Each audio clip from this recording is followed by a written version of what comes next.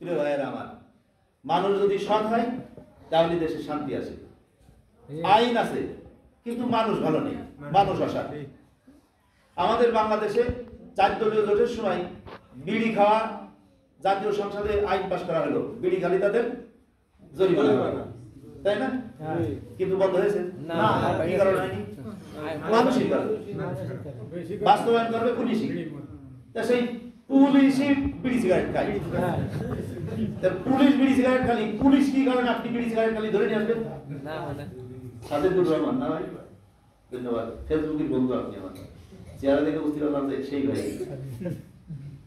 প্রিয় ভাইয়ের আমার, কাজেই আমাদের এই দেশটা 1947 সালের আগ পর্যন্ত আমাদের এই দেশ ছিল ইংরেজরা চালাইতো 190 বছর। ইংরেজদের পরে 25 বছর দেশ চালাইছে পাকিস্তানিরা। 25 বছরের পরে আমাদের বাংলাদেশ স্বাধীন হয়েছে, 53 বছর বাংলাদেশ এলো, তাই না? এই যে বছরগুলো চলল, কেউ কি ইংরেজরা, পাকিস্তানিরা, বাংলাদেশিরা কেউ কি কোরআনের আইন দিয়ে দেশ চালাইছে? না। তাহলে আমরা ধরে নিতে পারি অশান্তির মূল কারণ আল্লাহর আইন দিয়ে দেশ না চালানো।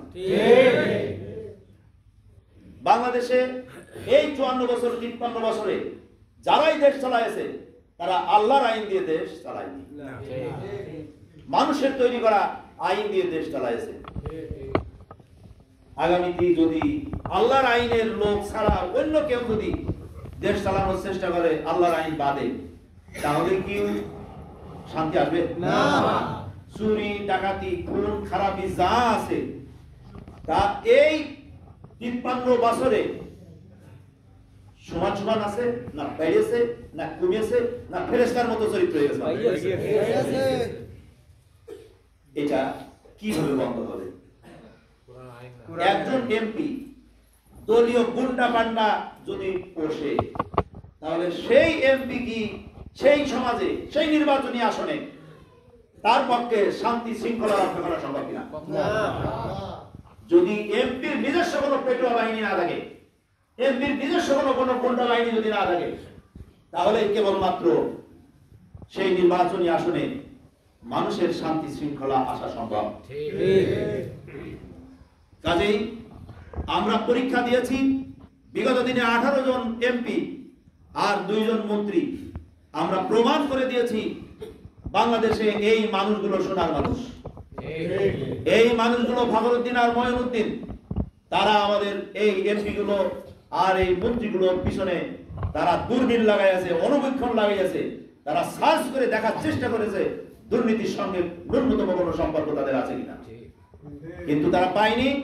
জামাত ইসলামী 100 দুর্নীতি মুক্ত, স্বজনপ্রীতি মুক্ত, এবং তারা স্বচ্ছ এমপি মন্ত্রী ছিল। আর আমরা জোটের সাথে ছিলাম, তখন কয়েকটা সংস্থা 4 দলীয় জোটের সরকারে তারা এসে অনুসন্ধান করে দেখলো জামাত ইসলামীর 2 জন মন্ত্রীর 2 জনই 100% সৎ আছে। আর 60 জন মন্ত্রী ছিল না, 60 জন মন্ত্রীর 2 জন চলে গেল 100 জামাত ইসলামী সৎ আছে, এবং তাদের মন্ত্রণালয়গুলো স্বচ্ছতা আছে, দুর্নীতিমুক্ত আছে। আর আমাদের বন্ধুদের 58 জন মন্ত্রীর 2 জন মন্ত্রী সৎ ছিল। ওই সময়ের রিপোর্ট, জরিপের রিপোর্ট। তাহলে পার্সেন্টেজ কইছে জামাত ইসলামী 2 জনের 2 100%, আর 58 জনের 2 কত হবে পার্সেন্টেজে? 100। বাংলাদেশের 100% দুর্নীতিমুক্ত, স্বজনপ্রীতিমুক্ত, সুস্থ ধারার রাজনীতিতে যারা বিশ্বাস করে, যারা রাজনীতি চর্চা করে, গণতন্ত্রের চর্চা করে, সেই সংগঠন বাংলাদেশ জামাত ইসলাম। প্রিয় ভাইয়েরা আমার, এই কারণে আমরা চাঁদাবাজ কিনা? না। আমরা চাঁদা ধরার কোন দল আমাদের আছে কিনা? না। বিগত দিনে কখনো কোনো মানুষের উপরে জুলুম, অত্যাচার, নির্যাতন করেছে কিনা? না। অন্যায় করে আমাদের জামাত ইসলামীর কর্মীরা আরেকজনকে মুখে চড় মারে কিনা? না।